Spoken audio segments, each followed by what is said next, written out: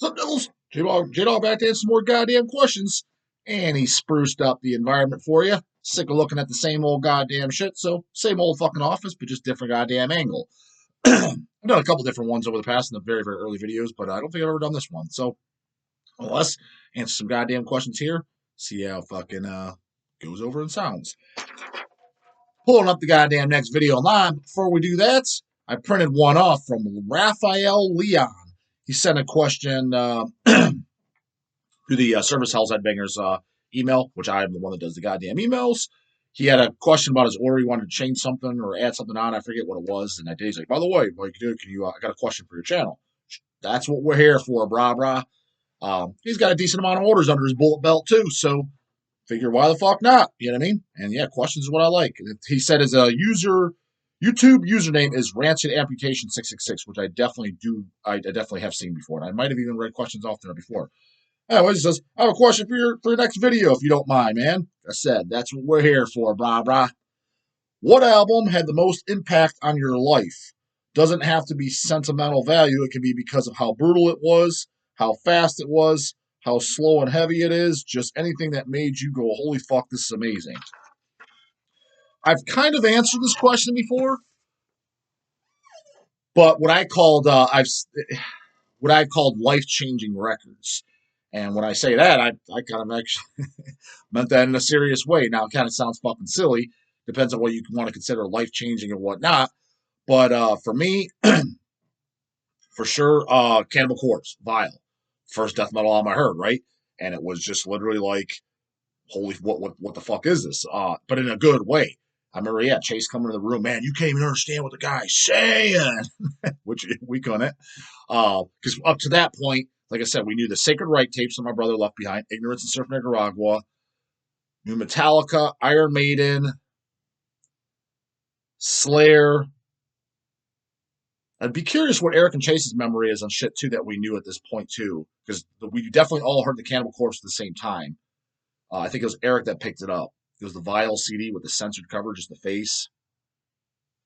What other bands that they remember that we knew before any death metal whatsoever? Those are to my recollection. Keep in mind, out of the three of us, I was the youngest. Hell, I'm sure even Craig kind of walked in or whatever. So I was maybe 11 years old. So Craig would have been like 9 even. So his memory probably even fuzzier than mine, like what music. You definitely remember Sacred Reich. But I'm trying to, those are probably a very small amount of bands, right? Obviously, AC/DC, Black Sabbath, Judas Priest, heard that from my dad. You know what I mean? Kind of even unaware of what the fuck it was, to be honest. But I remember hearing songs like Dirty Deeds and shit, and definitely liked it as young as 5, 6, 7, 8 years old. I remember hearing the car and like, if wasn't really a music fan at that point, but those would be the songs that I enjoyed. So, Cannibal Corpse Vile, that was, holy shit, what's heavier than this, right? And the funny fucking part is there's definitely shit that's heavier, faster than that, even admittedly so on Cannibal's behalf when people say that. But the funny thing is it's a hell of a lot closer to the heaviest thing out there than fucking Pantera. And I think, like I said, I'm almost positive I was 11 years old because I was definitely 10 when my brother left the house and left the Sacred Reich tapes. 100% positive I was 10 on that. I just know. I know. I don't need to get in the details. I know, but I know. So, yeah, but it's just funny how, like I said, you got the fucking teenagers and hell, the guy at the Denny's that said that, he's literally the guy that said it. What's heavier than Pantera? Was an actual grown ass fucking man that said it's a fucking Reaper. So yeah, I knew a band that much heavier than fucking Pantera at goddamn age 11. That's why just these fucking bozos crack me up. So life-changing record, or what I call life-changing, but in your definition, holy fuck, amazing, was definitely, hands down, no doubt about it, Cannibal Corpse Vile. After that, another one that stands out for me, without a doubt, this is why it's just so goddamn fucking funny nowadays, but kind of in a good way. I'm actually kind of happy for the guys, to be honest with you. Mortician, Hacked Up for Barbecue. I believe it was Chase that bought it. It was either Eric or Chase. Again, I'm the three of us that own Hells. I'm the youngest out of the three, and then Craig's even younger than me. So they're the ones that bought it to him. Like I started buying CDs and shit, probably 2 to 3 years later after they did. Somewhere around that time. 2 to 3. So I hear what they say and what they had. And Like I said, I'm pretty sure it was Chase. He bought it from like Coconuts or Kwanzaa Hut, one of those places that we had. Probably just based off the cover, it looks so badass, right? It was definitely hacked up for barbecue. And I think it was Chase again that said, "Yeah, you gotta hear this, man." He's like, "Dude, it's even heavier than Cannibal." Fucking, he's like, "Yeah, you definitely can't understand what this guy's saying, and it's so heavy and fast as fuck, the blasts." And I definitely remember thinking it was dark and scary in a good way that I absolutely loved it. Just the heaviness, the lowness of everything. Of Will's low vocals and the low tuning, but not fucking boring. And had blast beats, even though just with a drum machine, but just the blast beats. Definitely life changing record. Where yeah, I was like, this is one of my favorite things. And to this day, so when I heard Mortician, I was probably 12. Yeah, I probably was 12 because I started going to shows at 13. First show was Death, and I definitely knew who Mortician was before going to shows. And then at age 14, 1999, that's when I officially seen Mortician, and I owned several things, and I know because I had him sign and has the fucking year on it. 1999 with Skinless, Chainsaw Dismemberment Tour. As a matter of fact, I think I owned everything up to Chainsaw Dismemberment at the time when I saw him. Mortician at that point was one of my favorite bands already. Still fucking are. That's why I know when I tell you, fucking back then. I'm not going to say nobody liked them. Of course, people did. But I mean, they were way less popular. People in the underground, especially fans of like Burzum, the Vault black metal guys. Oh, that's fucking junk. Drum machine. Oh, that shit sucks. Go to a show. Like I told you, the Skinless show, 15, 20 fucking people. Afterwards, like shows after, like the year after that, because I saw it like in the late 90s, early 2000s, I saw Mortician several times. Pro- Probably not 10 times, but close to it, counting when they played the Ohio Death Fest, and they were touring each time, without a doubt. Um, and I don't think I've ever seen, with the exception of Ohio Death Fest, because it was a festival, them play in front of more of 100 people. Yeah, but now, yeah, sold out shows. But again, I'm definitely happy for the guys. But it's just funny because seeing the trendies, the fucking fakes, jump on that band. Mortician was one of my fucking favorite bands. Always said it since like age 12, 13 years old. So it's just funny seeing the trend hoppers and see when they fucking hop off too. So hopefully the band can capitalize as much as possible while the trend's still there, and then maybe the trend will always stay there. So yeah, good for them. Another one would definitely hands down Deicide, Serpents of Light, life changing.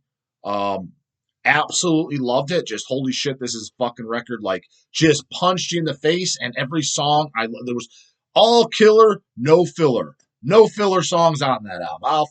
I'll debate anybody. Deicide you under the goddamn table. Anyone wants to say otherwise.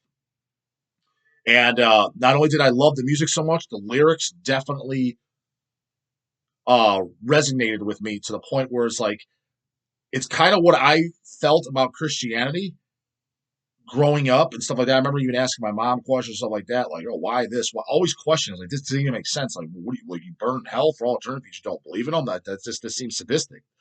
I always had doubts as a kid, and then obviously metal just kind of like pushed you in the right direction in my book. But the lyrics on Serpents of Light was kind of like I didn't know how to put it into words myself of the way I felt and just how scumbag that fucking religion is. And just Glenn wrote it down for you. And you got to sing along. You're like, hey, this is exactly the way I feel and exactly the way I think. I just couldn't put it in fucking words because, just too young, too immature, too fucking dumb. Um, just couldn't put it in words. Sometimes we kind of like, there's something you want to say or you think when somebody asks your opinion about it, and you're just like, you know what it is deep inside, but you just can't put it in words. That's how I was with Christianity. So, in case you're curious, fucking Serpents of the goddamn Light. So that was another life fucking changer. Another one for me would probably be Exhumed Gore Metal as well. I heard that a bit later. I think I was like 14 at that point. 14 or no, I might have even been 15. I think I was 15. So, growing on up, right? Next thing in line. And Reason Light Chick is just kind of like the holy fuck. I absolutely loved it. And to this day is one of my favorite records as well. That's why when they felt they needed to re-record it, shit, what the fuck? That's a perfect 10, bras. And another thing that really stood out to me, with the exception of like Carcass, Reputrefaction, and Symphonies of Sickness, but it was more like a collage. It was the first real cover that I seen and got. Now I know some dum dums gonna put in the comments. There was bands doing real fucking image covers before that. I'm just saying the first one I got, first one I saw, excluding Carcass. But Carcass was kind of more like yeah, this shit, is this claymation? Is this a closet thing? So it's a little different, but as opposed to where that was a staged photo with the guys themselves, gore metal, the head in the microwave and shit, it's just cool as fuck. That stood out like holy shit. Like that's why I picked it up. That I think I did maybe hear one song prior to one of the contamination one of the relapse comps. They definitely were on the relapse comp. One of the songs from Gormels, I think it was Necromaniac, or maybe it was Open the Abscess. I can't remember which song. Could have even been Limb from Limb. I can't remember which track, but there definitely was one from Gore Metal, and I had the comp, but I can't remember if I had the comp first, then bought it, or bought it, then got the comp, because I was still ordering from Relapse for a few years later too. Like when Supernatural Addiction Deceased first came out, I ordered that like opening day. Mortician Chainsaw Dismemberment opening day. What other ones when they just announced? I literally called them up and ordered it. I know specifically those two. I definitely fucking did. Because I remember even Deceased, the guy on the phone, he goes, I always did phone orders.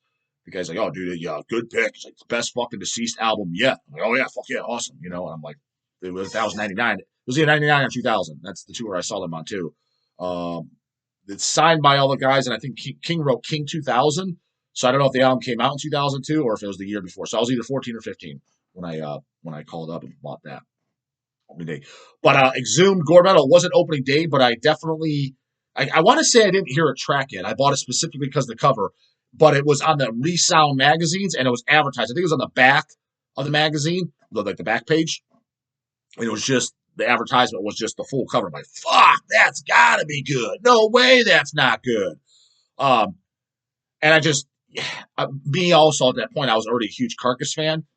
I just loved it with the dual vocals. It was just so catchy. The riffs are kind of thrashy, but it's still just pure, just what I would consider death gore, just gore metal. That's the best way I can describe it. So that was definitely a life changing record for me too, without a fucking shadow of a doubt. Where yeah, just so goddamn good that it's goddamn life changing. So I would say those.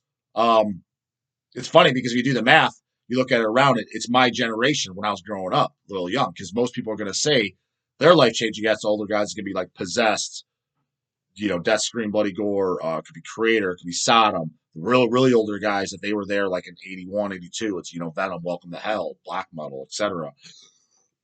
So, just kind of funny. I see the generational times. It's funny what you would ask somebody who's like 13 or so today, just now getting into death metal, literally in the year 2022, 2022, and literally ask 25 years from now what their albums were. I'm sure it's probably something within like stuff that came out in 2019, 2020, this year as well. Just be very, very curious of what their life changing records were. And someone like myself would be like, really? Oh, yeah, I picked that record up in 2022 when I was in my 30s. Thought it was pretty good. Life changing, though. I don't know about that. You know what I mean? Because I'm sure there's guys that are seeing this much older, like, what the fuck? Exhumed Gore Metal was life changing? It's like, yeah, you're probably also 10 years older than me, bro. I mean, like, it's all a matter of where you started. It's 100% what the fuck it is. Because, like I said, those are the bands I started. Stuff like Possessed, Merciful Fate, Venom. Well, Merciful Fate, actually, we heard pretty fucking early on. That was always in the catalog, but definitely Venom, Possessed, Creator, Sodom, Whiplash, a lot of stuff from 80s. Well, not even Death. Death was very early on, too. So the first show I saw, so what am I talking about? But Possessed for sure. Possessed, Creator, Sodom, Venom, Whiplash. Those were all later on. Like, I'm not going to say I was 25 when I heard them. No, but I was probably like 17, 18.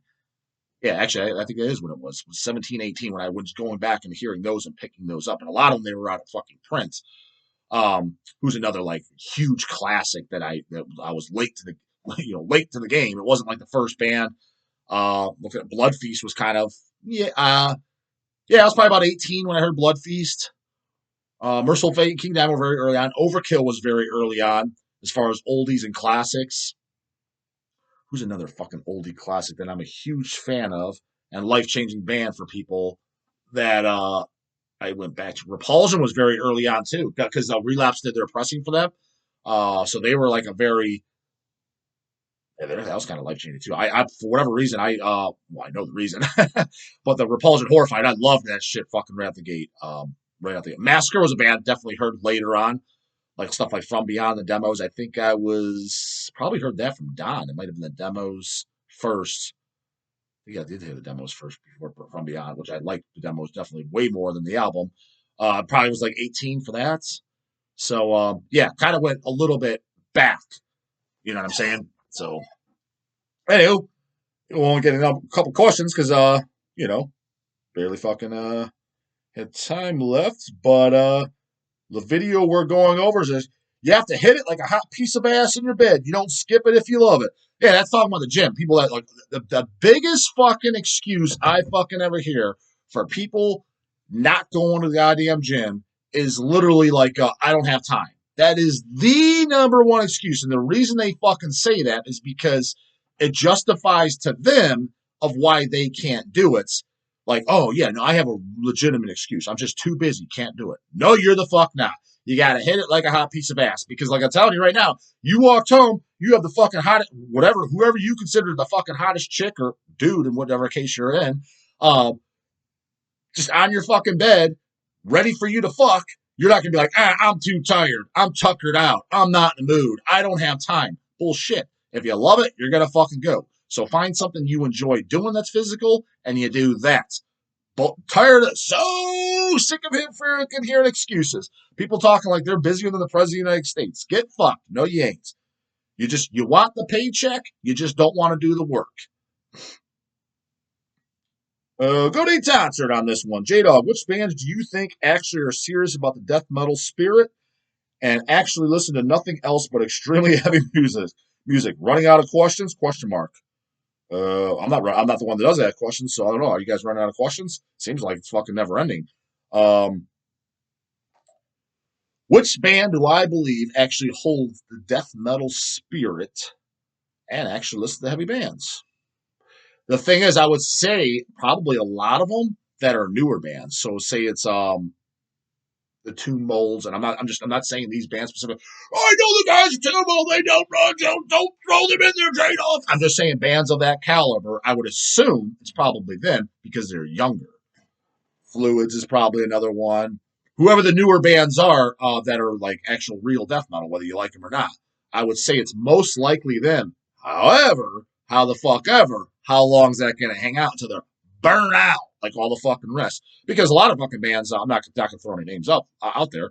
Some that I'm fucking a fan of too. Yeah, sure. In 1991, when they put their first album out, their demo or whatever, they had it then. Do they have it now? Probably not. Probably not. I would say vast majority of them probably not. And again, um, I would say Cyanide's kind of in that category because I do know the guys actually still listen to metal, and I know they listen to other stuff like classic rock and shit. Keep in mind the guys are in their fucking 50s, so expectedly so. But I know for a fact they're actual still metal fans. You can't say that for too many other guys at that age that actually legitimately are still into records, but not just death metal. I mean, who likes only death metal? I don't even like only death metal. It's just my preferred subgenre. And I think they try to keep the old school fucking sound or just their niche that they had in the music that they've always currently do. So I would say Cyanide's in there. Obviously, I think Don from Nunslaughter keeps it into his what his beliefs are, though. He stays true to what he set out to do. But does he have the true death metal spirit by most people's opinion or definition of it? Probably not, just because he's very different in general. Like he thinks fucking, he doesn't like Cannibal Corpse. He doesn't like Deicide. He doesn't like Mortician. He doesn't like honestly, if it's after fucking 89, very, very little. So most people are like, what the fuck? But his mindset is stuck in the 80s. When he's thinking death metal, he's thinking Possessed. He's thinking Hellhammer. He's thinking Massacre. He's thinking Insanity. He's thinking Sepultura and Morbid Visions. Not that crappy thrash record, fucking Schizophrenia. What he says, too, which I disagree with, but nonetheless fucking funny. He's thinking Morbid Angel Abominations. Not that fucking Gay Altars of Madness. Exact words, too, which, what Gay Altars of Madness? What the fuck? But nonetheless, that's his thoughts, that's his beliefs, that's what he's into. You know what I mean? He's thinking early Venom. He's thinking early Merciful Fate. Not that fucking King Diamond and post-reunion shitty Fate stuff. The early 80s stuff about Satan. Again, exact words. So he's got a very, very strong opinion on his stuff, but I think he kind of sticks to it. And with Nunslaughter, it's 80s metal. You know what I mean? Where it does to this day, I don't think anyone sounds like Nunslaughter, dude, aka devil metal, right? So he's true to his roots. So the death metal spirit of what you're quoting, like Dismember and shit, which he would consider that's that Swedish junk. Exact words on them too. Not in that regard where you're considering, like, yeah, like over a flowing stream, death metal mastery, death metal spirit, which I agree. I 100% agree. So that's going to be the most common opinion. He's not in that regard, but death metal spirit of what he believes to be death metal and where he started off, that's because he's, older than I am. I think he's stayed true to that and tries to keep it with the band Nunslaughter. Now, I think he's the one holding the throne. I don't think it's the other members of the band. Nothing against those guys, because most of those guys, they're the guys, they're like my age, you know what I mean? And quite frankly, I don't even know if they were even listening to old school death metal prior to Nunslaughter. They may now and shit, but were they growing up listening to Insanity, Morbid Visions, fucking Bathory, like the stuff that Don was listening to, Massacre demos, fucking stuff like that? I'm not even going to say highly doubted. I know for a fact. I'm just going to go on record and say no. And that's not a shot at them. It's just they're a totally different age and shit like that. Now, do they listen to now? I don't know. Like, did they get into it from Don or whatever? But I'm just saying, so it is Don. At the time when Jim was alive, too, Jim as well, because he had this. Him and John, that's why they would butt heads, too, whether they realize it or not. I'm sure Don realizes it now, with Jim being gone, is they butted heads because they were so different, but at the same time, so similar. So they did have a lot of totally different views on, like, records and demos and shit, but their stance was very similar to in the sense that it was so far from the fucking norm. And when I mean norm, I'm not talking about normal ass shitty fucking society. I'm talking about the norm in the underground. So they were the same in that. So I think that's why they would butt heads when they were in the band. So, but that spirit, they both were very adamant about keeping alive, and I think they did. So I would say, so the bands coming to my mind that have been around for a while, Cyanide and Nunslaughter. There's others. I'm not going to say there's nobody else, but as far as who's passionate and listening to the most death metal and buying records and shit like that, it's more than likely going to be the younger bands. But again, how many of them are going to be sticking around? How many of them are going to be 20 years from now? Just as many as the ones that were 20, 30 years prior that are today. There's some, but not. I would have to think for a very long, hard time who, because it ain't many at all. And I'm talking about even majority of the shit that I even listen to. So, it is what it is. Anyways, that's it for this one, Devils. Comments, questions, concerns. You know what the fuck to do? Let me know how you like the new goddamn scenery, too. Get them answered bright and early in the morning. Later, goddamn it.